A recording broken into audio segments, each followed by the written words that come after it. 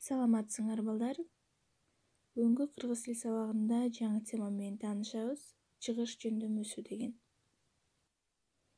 Чыгыш жөндөмөсүндөгү заттар кыймыл аракеттен башталган ордун көрсөтөт.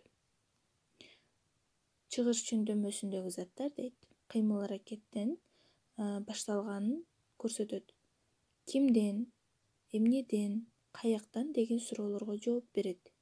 Эгер ушул суроолорго жооп берген сөздөр болсо, анда чыгыш жөндөмөсүндөгү сөздөр болот. Мүчөсү дан, уңгудагы үндү үнсүзгө карай өзгөрөт.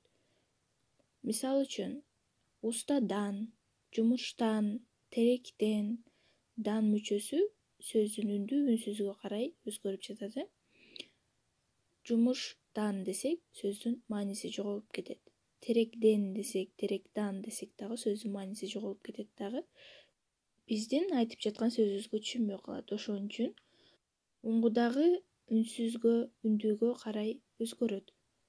Биринчи көнүгүүдө суроолорго жооп бересиңер. Биз Аяз атадан кат деген текстин экинчи бөлүмүн окуганбыз. Ошол жерде жооптору бар ошол суроонун. Экинчи көнүгүү. Силер Аяз атадан кандай кат келсе деп ойлойсуңар? Аяз атадан кандай кат күтөсүңөр?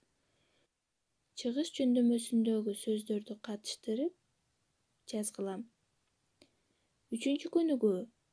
Тексттен жандуу жана жансыз затты туюндурган бирден сөздү жөндөгүлө.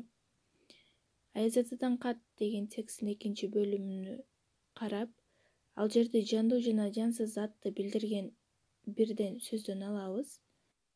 Жандуу затты туюндурган жана жансыз затты туюндурган бирден сөз алып, аны жөндөйсүңөр. Мен эрмек менен поезд деген сөздү алдым. Ушул сөздөрдү жөндөгүлө.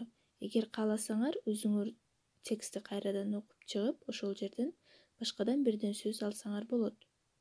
Төртүнчү көнүгүү. Чыгыш жөндөмөсүнүн бардык түрү боюнча мисалдарды жазгыла дептир.